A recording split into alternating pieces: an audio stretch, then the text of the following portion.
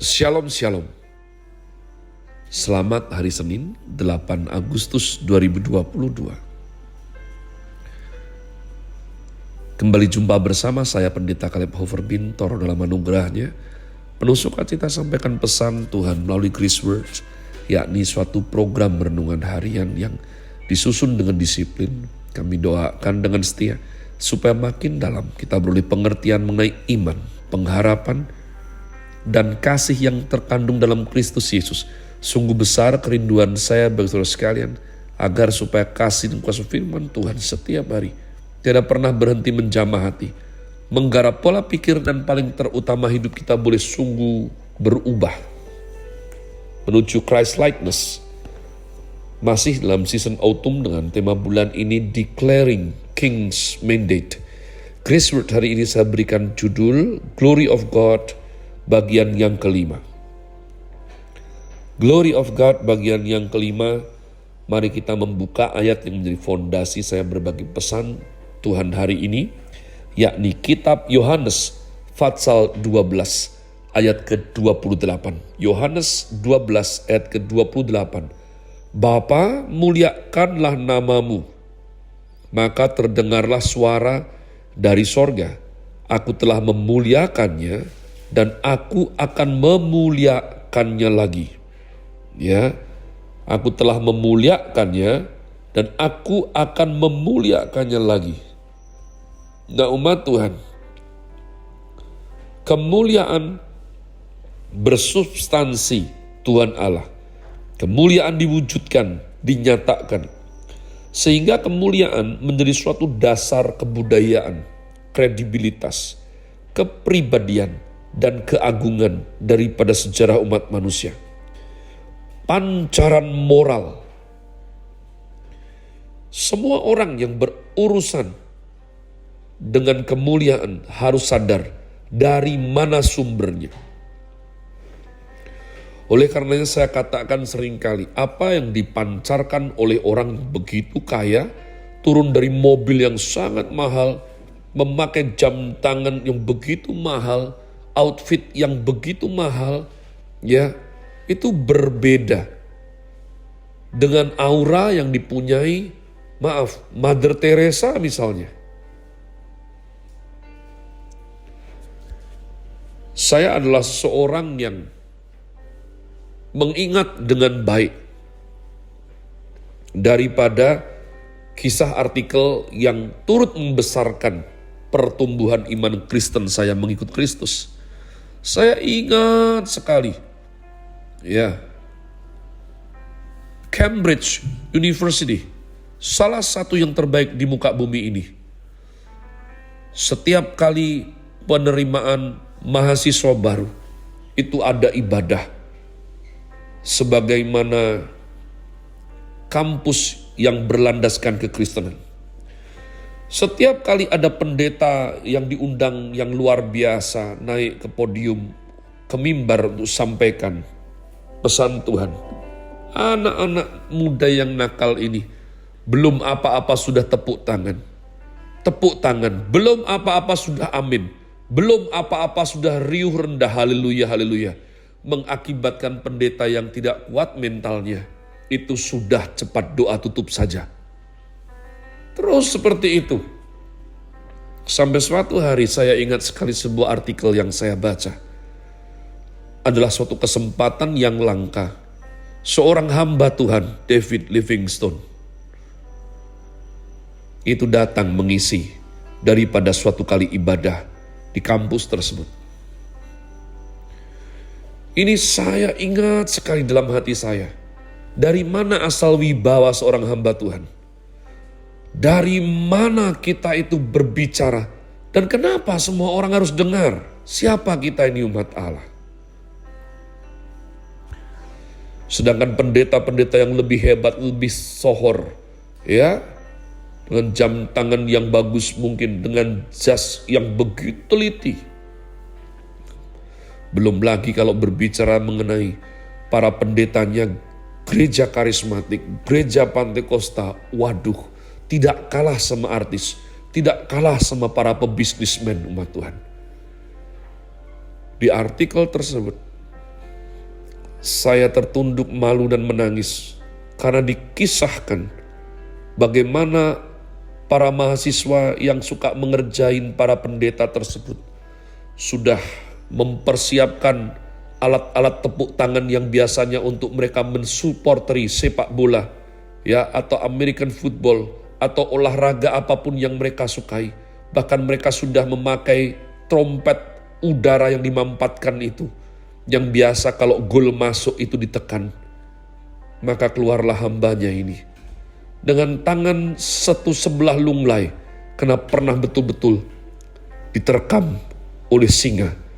Memang lepas ditolong para penduduk, tapi cacat seumur hidup tidak bisa lagi dihindari.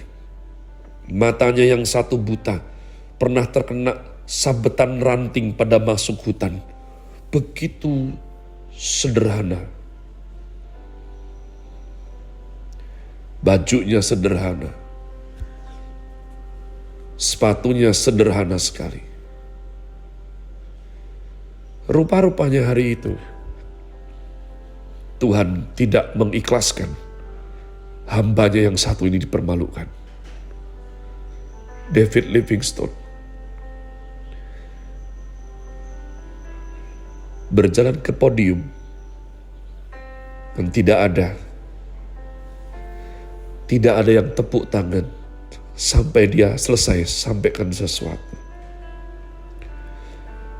Hari itu seluruh Cambridge merasa harus menghormati hamba Tuhan yang satu ini. Tidak ada doa yang tergesa-gesa, tidak ada perkataan khotbah yang diinterupsi. Semua beliau sampaikan dengan anggun sampai selesai. Baru semua murid bersorak-sorai, tapi dengan penuh hormat. Hari saya baca artikel tersebut sampai hari ini, saya selalu renung. Kalau saya disuruh Tuhan berbicara sama orang, kenapa orang itu harus dengar? Bagaimana orang bisa hormat sama saya yang bukan siapa-siapa? Tapi ketika Tuhan bukakan ini, hidup ini bukan mengenai saya, umat Allah. Caleb Hofer Bintoro itu tidak ada pentingnya. Tapi kalau engkau sadar siapa yang suruh saya, mungkin engkau akan berpikir 2 kali, 3 kali. Dan saya minta belas kasihan Tuhan. Tuhan teguhkanlah pelayanan hamba-Mu ini dengan penyertaan-Mu. Kalau tidak, orang akan dengan bebas kurang ajar kepada saya. Dan saya bisa hipertensi terpicu lagi. Bisa sakit jiwa saya malahan, umat Allah. Jadi kemuliaan bersubstansi kepada Tuhan Allah. Apakah semua penderitaan itu memancarkan wibawa? Belum tentu. Hanya jika engkau letakkan di dalam tangan yang berlubang paku, maka urapan akan turun. Hanya itu caranya. Sehingga melalui kemuliaan, manusia mempunyai dasar budaya. Boleh berbicara mengenai kredibilitas, karakter kepribadian, dan keagungan, serta pancaran moral. Kemuliaan tersebut diwujudkan dalam beberapa tahap. Saya tidak punya waktu, tapi paling tidak ada satu yang pertama kali Allah menyatakan kemuliaannya melalui inkarnasi. Selain penciptaan, di mana Tuhan menciptakan segala sesuatu untuk menyatakan kemuliaannya, maka pernyataan kemuliaan yang paling konkret, kita sudah setuju, kemuliaan adalah sesuatu yang abstrak, umat Tuhan, tapi berdampak konkret dalam hidup manusia. Nah, yang paling konkret dalam sejarah adalah inkarnasi. Injil Fatsal yang pertama ayat 14-18 kita melihat. Pertama, substansi kemuliaan adalah Allah sendiri. Pernyataan kemuliaan pertama-tama dapat kita lihat di dalam inkarnasi, yakni Kristus Sang Allah menjadi manusia. Allah datang ke dalam dunia manusia. Roh menjadi daging. Sang Pencipta masuk dalam dunia ciptaan. Yang tidak kelihatan sekarang menjadi kelihatan. Dari dunia mutlak masuk ke dalam dunia relatif. From the invincible world, he come into visible realm to become a man. Tuhan menjadi manusia. Di sini dikatakan kita sudah melihat kemuliaan Allah di dalam diri Kristus, anak Allah yang tunggal, yang dikaruniakan kepada manusia. Dalam ayat 18 dikatakan, tidak ada orang yang pernah melihat Allah, hanya Kristus anak tunggal Allah yang berada di dalam Allah menyatakan Tuhan Allah kepada kita.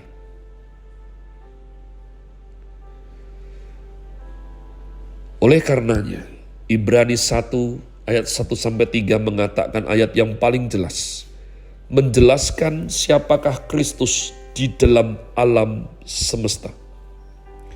The cosmic Christ, not only the historical Christ, not only the Christ in the church. Kita melihat Kristus jauh lebih besar daripada apa yang kita tahu. Saya ajak untuk engkau faham gak faham, belajarlah faham. Sebab ketika engkau faham, kau akan sadar betapa indah dan agungnya kebenaran firman Tuhan yang dinyatakan melalui Kristus ini dalam hidup kita. Have a nice day. Tuhan Yesus memberkati saudara sekalian. Sola. Grazie.